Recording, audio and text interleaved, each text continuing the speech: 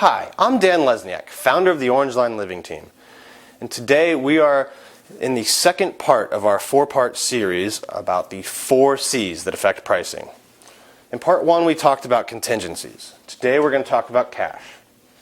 And then later on we'll talk about closing and finally competition.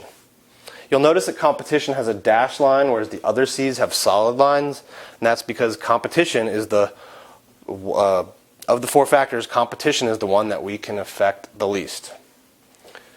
So let's talk about cash and how it can help your offer. There are 2 ways in which it can do this. The first is the earnest money deposit. The earnest money deposit is money that a purchaser puts into escrow at the time of signing a contract. Now that money is at risk, so if the purchaser defaults on the contract, they might lose it. So sellers generally prefer higher earnest money deposits because it shows them that the buyers have more skin in the game and that they're more likely to close. The second factor in the cash category is the down payment size. Again, in this regard, bigger is better. Sellers prefer a bigger down payment because even if there is a financing or appraisal contingency, the more money that a purchaser has to put down, the more likely they're going to be able to close the purchase. Now, in terms of earnest money deposits, a lot of agents will advise their buyers to just do the 1 to 3% range.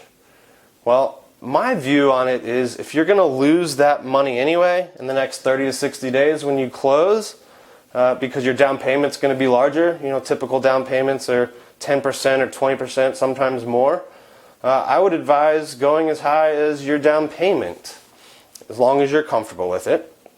And the reason being is I've seen cases where a larger earnest money deposit has gotten sellers to go with an offer that's 1, 2, even 3% lower in some cases.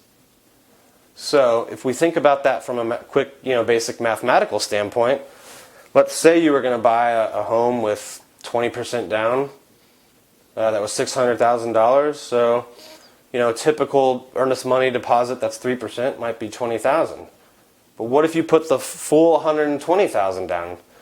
That extra $100,000, if it got the price of the sale to come down just 1%, do the math. On a $600,000 purchase, that's $6,000. So that $100,000 actually earned you $6,000 just by being out of your hands 30 days earlier than you otherwise would have done.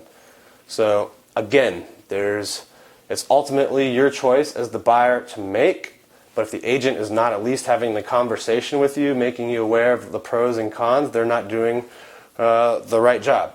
So at the Orange Line Living Team, we always like advising clients of all their options and helping them to get the best deal.